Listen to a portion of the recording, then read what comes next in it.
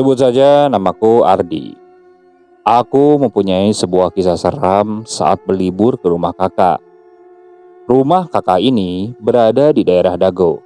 Dan kejadian ini terjadi di tahun 2018. Jadi saat itu, setelah selesai mengikuti semua penilaian akhir semester, aku berencana mengisi liburan semesterku dengan berkunjung ke rumah kakakku. Dan kebetulannya saat itu, kedua orang tuaku akan pergi keluar kota. Mereka akan berangkat keluar kota untuk keperluan bisnis. Jadi aku pikir, daripada bosan sendirian di rumah, aku pun memutuskan untuk menginap di rumah kakak. Jadi hari itu, aku masih ingat, hari Senin malam Selasa. Setelah mengemas pakaian dan beberapa barang-barang seperti laptop dan lain-lain, aku lalu berpamitan kepada kedua orang tuaku dan mulai berangkat ke rumah kakak. Aku berangkat saat itu menggunakan sepeda motor. Singkat cerita, aku pun sampai di rumah kakak. Begitu sampai di depan rumah kakak, aku lihat rumah kakak ini nampak kosong, sepi, seperti tidak ada orang. Padahal saat itu aku sudah bilang bahwa aku akan liburan ke rumahnya. Dan dia juga bilang bahwa dia sedang santai dan ada di rumah. Aku mulai berpikir, atau jangan-jangan kakakku lagi ada di rumah yang satunya lagi. Aku baru ingat bahwa kakak ini mempunyai dua rumah. Yang satunya yang ini dan ada satu lagi yang baru. Namun karena aku tidak tahu letak rumah kakak yang baru di mana, aku memutuskan menunggu sebentar. Saat itu aku coba telepon. Tapi saat aku telepon beberapa kali, tidak ada jawaban dari kakak. Hingga muncullah Pak Erwin. Nah, Pak Erwin ini adalah satpam yang berjaga di rumah kakak. Jadi saat aku datang, mungkin Pak Erwin ini dia sedang berkeliling atau sedang berada di dalam rumahnya. Jadi tidak tahu aku datang. Mungkin karena melihat aku berdiri di depan gerbang, akhirnya dia menghampiriku. Nah, aku tanya kepada Pak Erwin, "Kenapa di sini kayaknya nggak ada orang, Pak?" Ucapku seperti itu. Dan ternyata benar dugaanku, bahwa kakak dan keluarganya sedang ada di rumah barunya dan hanya sesekali menempati rumah yang lama ini. Begitu kata Pak Erwin. Dan dia pun berkata bahwa rumah barunya ini jaraknya tidak terlalu jauh. Jadi setelah aku diberikan lokasi alamat rumah baru kakak ini, akhirnya aku pergi ke rumah barunya tersebut. Singkat cerita, aku sampai di sana. Aku bertemu kakak, disambut oleh kakak, termasuk istri dan anaknya.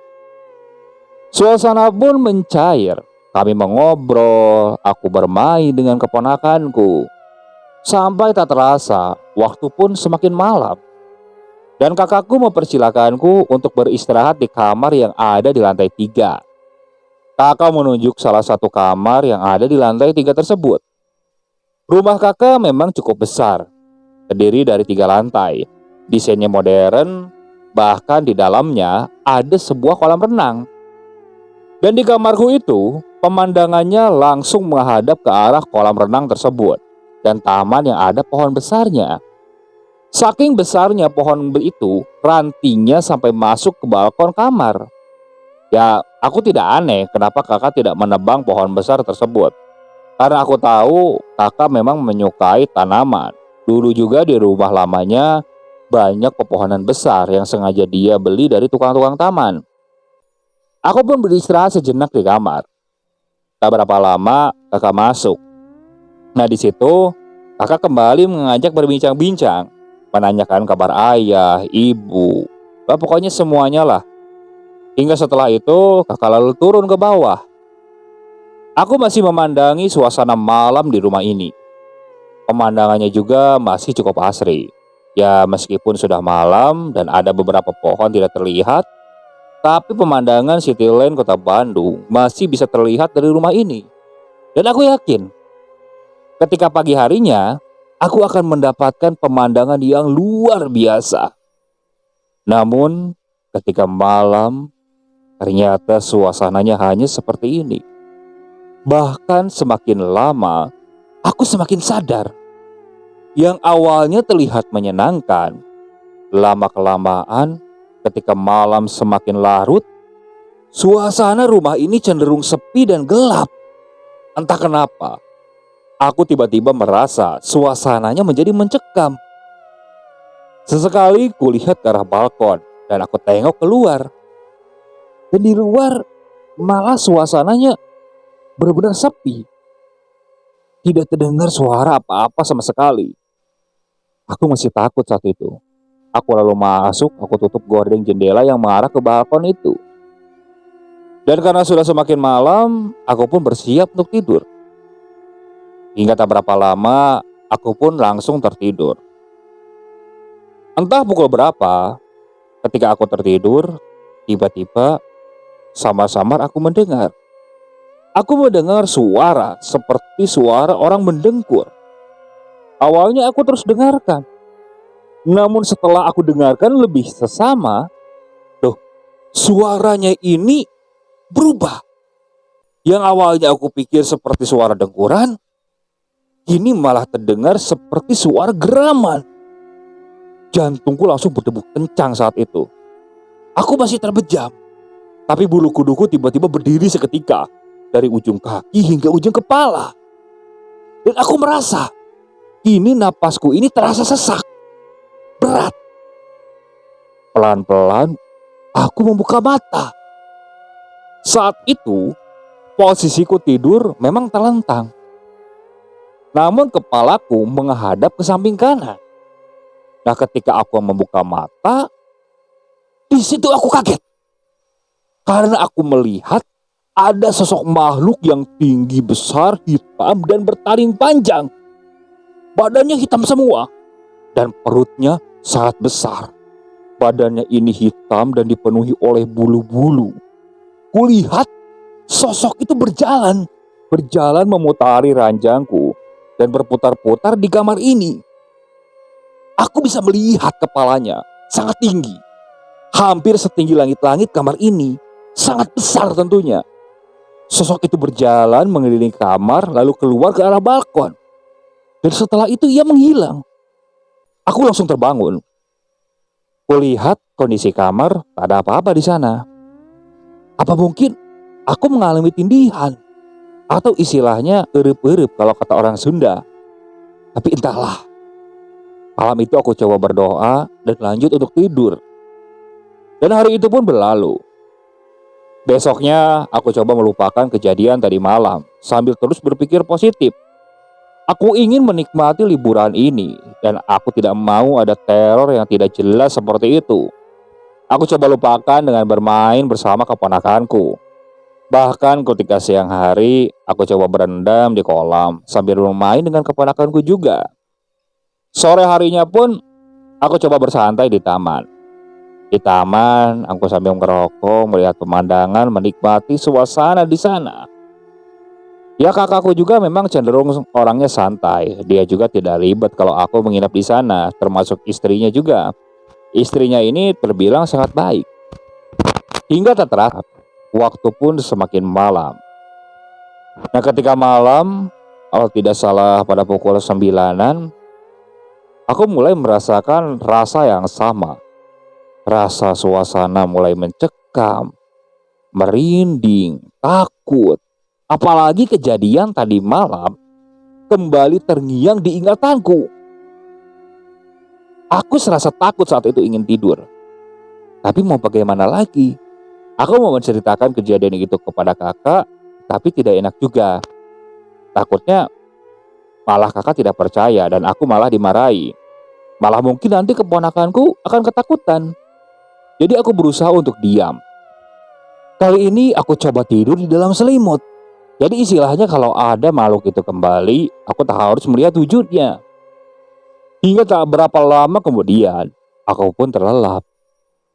Nah, di saat aku terlelap seperti ini, entah pukul berapa, aku kembali mendengar suara geraman. Namun kali ini tercium seperti aroma bau singkong bakar. Bau singkong bakar itu bercampur bau gosong yang sungguh menyengat. Amat menyengat saat itu. Dan tak berapa lama aku dengar suara langkah kaki yang cukup keras, seperti dihentakkan ke lantai. Dihentakannya berulang-ulang, jadi seolah-olah dia jalan dan sengaja dihentakkan. Dan tak berapa lama kemudian, aku merasa dada ini serasa sesak, benar-benar sesak. Bahkan untuk bernapas pun sangat susah. Jadi saat itu, akhirnya aku mengeluarkan kepalaku dari selimut. Dan saat itu kembali aku melihat sosok hitam besar berbulu dan tinggi itu. Dia berjalan memutari kamar. Tapi anehnya, sosok ini seolah-olah tidak memperhatikanku. Bahkan sesekali sosok ini melangkah melewati kasurku. Dia hanya menatap ke depan, tidak memperhatikan ke arahku. Sedangkan aku terus melihat ke arahnya. Ada mungkin sekitar 5 putaran, dan setelah itu dia berjalan keluar ke arah balkon. Dan setelah itu menghilang. Bau aroma singkong bakar, bau gosong, semuanya juga menghilang. Dan aku pun langsung bisa bernapas normal. Di situ aku bangun, aku duduk, aku coba minum dulu. Karena aku yakin, sepertinya aku bukan mimpi dan halusinasi. Namun saat itu ingin ngelihat keluar pun aku tidak berani. Khawatirnya sosok makhluk itu masih ada. Jadi setelah minum, aku putuskan untuk kembali tidur di dalam selimut. Aku tidur kembali. Hingga esok pun tiba. Dan ketika esok, saat makan, kakak bilang, kalau rencananya besok dia akan pergi ke mertuanya di daerah Surabaya. Semua keluarganya akan pergi ke sana. Kakak saat itu mengajakku. Aku sempat berpikir, kalau ikut bersama kakak, aku tidak enak. Kenapa aku bilang seperti itu? Karena aku sendiri tidak terlalu akrab dengan keluarga dari istrinya kakak ini yang berada di Surabaya. Jadi istilahnya aku akan canggung di sana, bingung untuk ngapa-ngapain. Karena tidak akan leluasa kan. Setelah itu aku nolak. Awalnya aku akan pulang ke rumah, tapi kakak malah bilang seperti ini. Daripada pulang ke rumah, ya sudah habiskan waktu liburan di sini saja. Sekalian tinggal di sini. Karena kan memang rumah sebesar ini juga aku tidak sendirian. Di rumah tersebut ada pembantu, ada juga yang jaga di depan. Jadi istilahnya tidak terlalu kosong. Nah, mendengar tawaran kakak seperti itu, aku sedikit tersenyum. Karena aku bisa benar-benar leluasa berada di rumah kakak. Nah, setelah berbincang-bincang seperti itu, siang harinya aku putuskan untuk berkeliling di kota Bandung. Berkeliling, bertemu teman-teman, ngopi, nongkrong, hingga akhirnya pada sore hari aku pun pulang.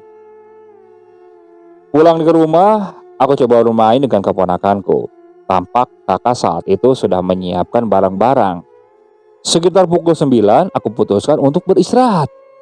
Karena memang saat itu badanku sudah sangat lelah. Aku tidur tanpa menutupi seluruh tubuhku dengan selimut.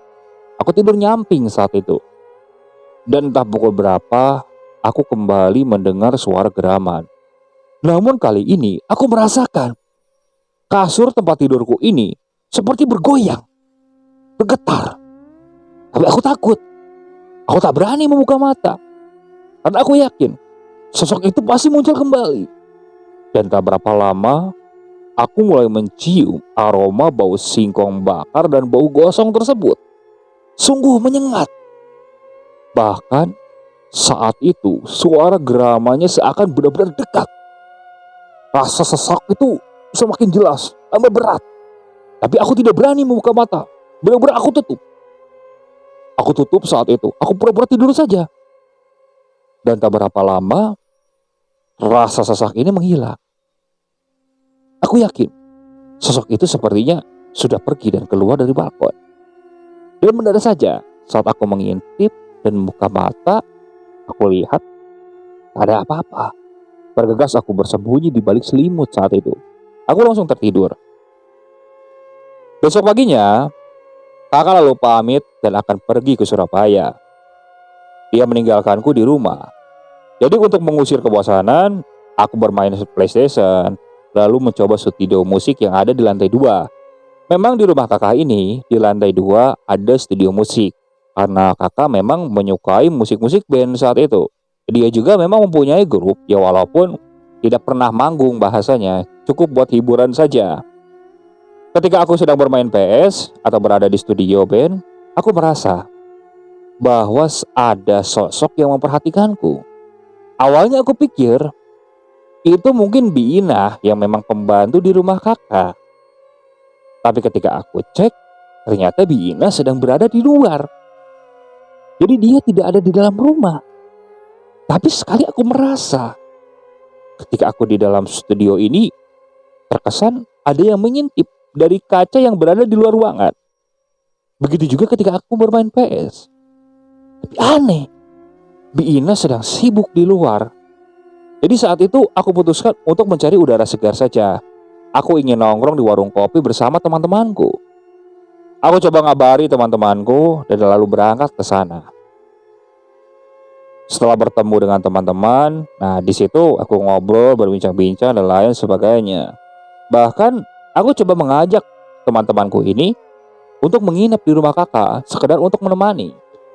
Aku tawari bahwa di sana ada studio musik, ada PlayStation dan lain sebagainya. Tapi kebanyakan teman-temanku ini menolak dengan alasan ya ada yang punya jadwal dengan pacarnya, ada yang punya urusan keluarga dan lain sebagainya. Jadi sekitar pukul 7 malam, aku putuskan untuk balik ke rumah kakakku. Sebenarnya saat itu aku takut untuk kembali ke sana. Tapi karena ada penjaga di sana yang bernama Mang Ukar, yang dia memang berjaga di depan rumah tersebut selama 24 jam. Jadi aku pikir kalau ada apa-apa aku tinggal berteriak saja. Ya meskipun kalaupun mereka tetap ada berdua ketika aku masuk ke dalam rumah, karena rumah ini besar, aku merasa sendirian. Nah, sedangkan Biina, dia ini berada di kamar paling bawah, di lantai 1 di ujung. Tapi aku pikir Biina sendirian di bawah juga berani. Masa aku di lantai 3 tidak berani? Ada jelas-jelas kalau ada apa-apa aku tinggal keluar dari balkon dan berteriak-teriak kepada Mang Ukar. Sudah pasti dia mendengarnya. Nah saat itu ketika aku masuk ke lantai 3, karena aku memang menyukai musik, aku nyalakan musik sekencang mungkin saat itu. Kebetulan musik yang aku sukai itu genrenya musik metal. Aku kencangkan volumenya benar-benar kencang, karena aku yakin tidak akan mengganggu tetangga. Karena halaman rumah kakak luas dan rumah kakak juga luas, jadi suaranya mungkin tak akan terdengar keluar. Di saat-saat aku sedang menikmati musik metal tersebut, ya sambil mengangguk-ngangguk, ya sambil joget-joget lah layaknya orang stres. Saat itu tiba-tiba musiknya mati. Aku lihat ke arah pemutaran musik tersebut. Loh, kok bisa mati? Aku beranjak dan berjalan mendekat. Aku nyalakan kembali. Musik kembali terdengar. Aku coba bergoyang-goyang kembali mendengarkan musik metal tersebut. Nah, saat aku sedang bergoyang-goyang, musik itu kembali mati. Untungnya. Dan kali ini ketika aku hendak beranjak dan mendekat ke arah pemutaran tersebut, tiba-tiba aku mendengar kaca balkon ini seperti ada yang mengetuk. Karena saat itu posisi gordengnya tidak tertutup, jadi kalau ada yang mengetuk di lantai 3 di balkon, pasti akan terlihat. Tapi ini tidak terlihat siapa yang mengetuk. Tidaklah siapa-siapa di sana. Dan tiba-tiba aku melihat ada lemparan seperti batu kerikil yang berasal dari arah pohon besar di balkon. Batu kerikil itu terlempar mengenai pintu kaca balkon dan jatuh ke lantainya. Aku yakin ada yang melempar sesuatu dari arah pohon di luar balkon. Yakin dari pohon besar itu, pikirku saat itu. Bulu kuduku langsung berdiri seketika, merinding sangat dahsyat. Tapi aku coba beranikan diri. Apa mungkin Mang Ukar yang keganggu dengan suara musikku?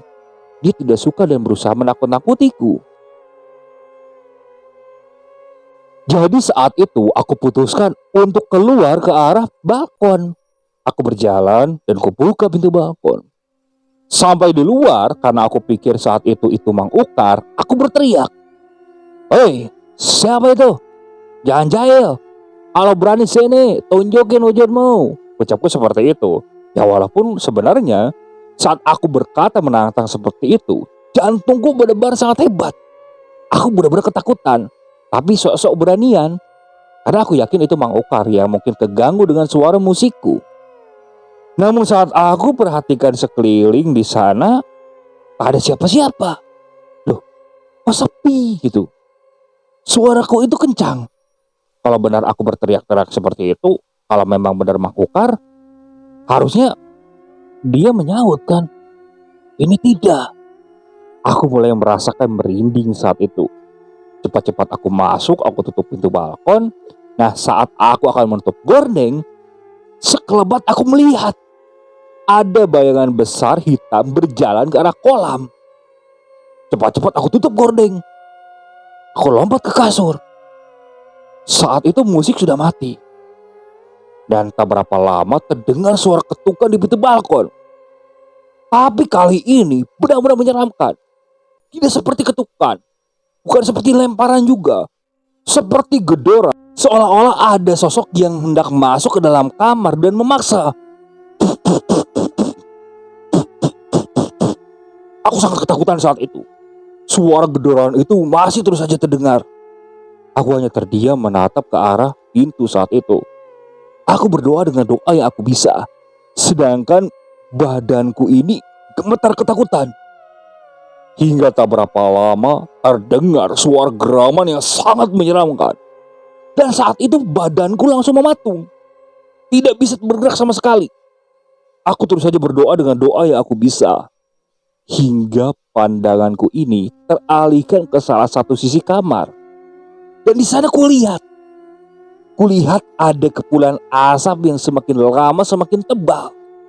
Dan mengeluarkan bau yang sangat menyengat. Asap itu terus mengepul, dan hingga membentuk suatu sosok. Mulai terlihat jelas wujudnya. Sebuah makhluk yang sangat besar tepat berdiri di depan mataku. Sosok ini seperti sosok genderuwo. Matanya merah, giginya bertaring, kukunya panjang, dan sosok ini memiliki perut yang besar. Sosoknya sangat tinggi, sampai menyentuh langit-langit kamar ini. Persis seperti saat beberapa malam aku lihat sosok ini yang seperti berjalan memutar-mutar kamar ini. Namun sekarang sangat jelas, sosok itu menatap tajam ke arahku. Wajahnya sangat marah. Bahkan terdengar dia berkata pelan tapi jelas. Kata-katanya ini seperti bahasa Sunda, tapi aku paham artinya. Tidak kuing, tidak kuing, tidak kuing. Terdengar suara seperti itu. Aku tambah takut karena aku tahu artinya bahwa dia akan memakanku. Aku berusaha menggerakkan badanku, namun kakiku ini sangat lemas, sangat berat.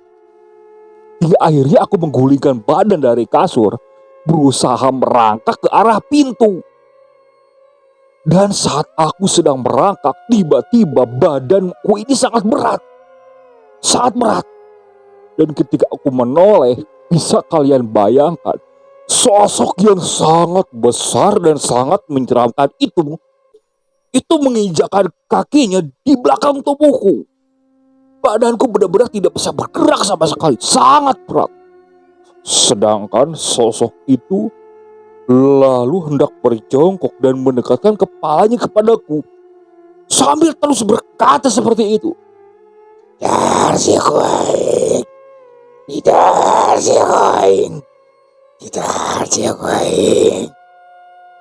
Merasakan ketakutan yang benar-benar luar biasa.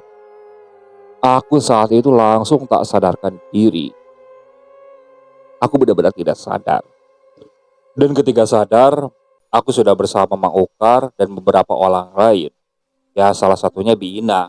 Cuman 2 orang lagi aku tidak kenal siapa itu. Aku coba bangun. Dan Mang Ukar bilang saat itu aku tergeletak. Bina yang hendak masuk dan menawariku makan kaget. Pintu terkunci. Karena khawatir terjadi apa-apa, bahkan sampai jam 10, aku tak kunjung keluar. Akhirnya dia minta bantuan Mang Ukar. Mang Ukar sendiri tidak bisa mendobrak pintu tersebut, jadi dia minta bantuan tetangganya. Hingga akhirnya pintu terdobrak dan aku tergeletak di sana. Aku coba disadarkan, dan setelah disiram air, akhirnya aku mulai membuka mata. Aku merasakan badanku semua benar-benar sakit. Benar-benar sakit. Apalagi bagian belakang tubuhku serasa sulit aku gerakan. Benar-benar ngap. Masih terasa sesak saat itu. Ya layaknya seperti habis tertindih suatu beban yang sangat berat. Aku terdiam saat itu. Nah, dua orang yang asing itu dia lalu pamit. Aku ucapkan terima kasih juga. Nah, setelah di bawah, aku coba berbincang dengan Mang Ukar. Aku tanyakan perihal pohon besar yang ada di sana. Nah, menurut Mang Ukar, pohon besar itu memang ada penunggunya dan sudah sangat lama. Bahkan sebelum rumah ini dibeli. Awalnya pohon besar itu akan ditebang, tapi pemilik sebelumnya bilang, suruh biarkan saja. Karena beberapa kali katanya sudah hendak ditebang, itu tidak bisa roboh sama sekali. Mesin yang digunakan pasti mati, atau orang yang akan menebangnya pasti sakit. Tapi saat dibeli oleh kakakku malah menyukainya. Jadi dia malah membiarkan pohon tersebut. Dan menurut Mang Ukar, keluarga kakak memang tidak pernah mengalami gangguan. Sosok itu kerap kali muncul dan hanya menunjukkan wujudnya kepada orang asing. Dulu beberapa teman-teman kakak yang pernah menginap katanya pernah bertemu dengan sosok tersebut. Tapi hanya bertemu saja, tidak sampai diganggu. Dan ini pertama kalinya Mang Ukar mengetahui kalau sosok itu bahkan mengganggu dan hendak mencelakai. Di situ aku berpikir, apa jangan-jangan karena tadi malam aku berusaha menantangnya dan mengganggunya dengan menyalakan musik yang cukup besar. Mungkin sosok itu terganggu dan hendak mencelakaiku. Tapi kalau hendak mencelakai harusnya dia sudah bisa. Tapi ini mungkin hanya sekedar memperingatkan saja. Aku terdiam saat itu dan bilang kepada Mang Ukar dan Bina supaya tidak menceritakan kejadian ini kepada kakak. Ya, aku khawatir keponakanku jadi benar-benar takut. Ditambah lagi, kakak memang tipikalnya tidak percaya dengan hal-hal seperti itu. Jadi aku yakin ketika Mang Ukar berbicara pun, kakak pasti tidak akan mempercayainya. Yang hanya ketakutan pasti keponakanku. Nah, setelah kejadian itu, aku tidak berani tidur di lantai 3. Jadi aku putuskan untuk tidur di ruang tengah. Dari ruang bawah yang ada televisinya. Aku tidur di sofa saat itu.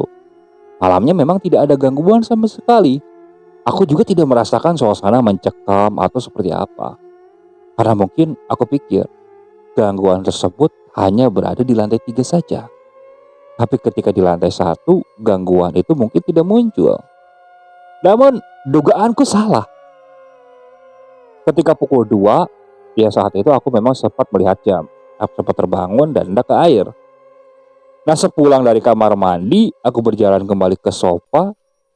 Sekelebat dari arah sofa langsung menuju dapur, aku melihat sosok itu kembali.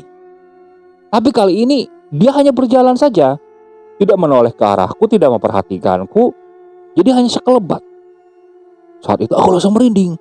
Aku bingung harus kemana. Jadi aku putuskan saat itu aku keluar. Aku menuju ke posnya Mang Ukar. Kebetulan kulihat Mang Ukar masih duduk dan melihat televisi yang ada di posnya. Aku hampiri. Melihat aku yang datang, Mang Ukar sedikit tersenyum. Kenapa, diganggu lagi ya? Ucap Mang Ukar seperti itu. Aku hanya nyengir. Jadi malam itu sampai pagi aku tidur di pos Mang Ukar. Besoknya karena memang aku sudah tidak tahan, aku putuskan untuk pulang saja. Aku ngabari kakak bahwa aku ada pekerjaan di kampung. Ya alasannya seperti itu. Ya kalau aku tidak mempunyai alasan seperti itu, bisa-bisa kakak melarang dan harus menunggu kakak pulang dulu baru aku boleh pulang. Dan mendengar alasanku seperti itu, kakak mengizinkan. Ya akhirnya aku pamit dan pulang. Aku mengucapkan terima kasih kepada Mang Ukar dan Bi Ina yang waktu itu sempat membantuku.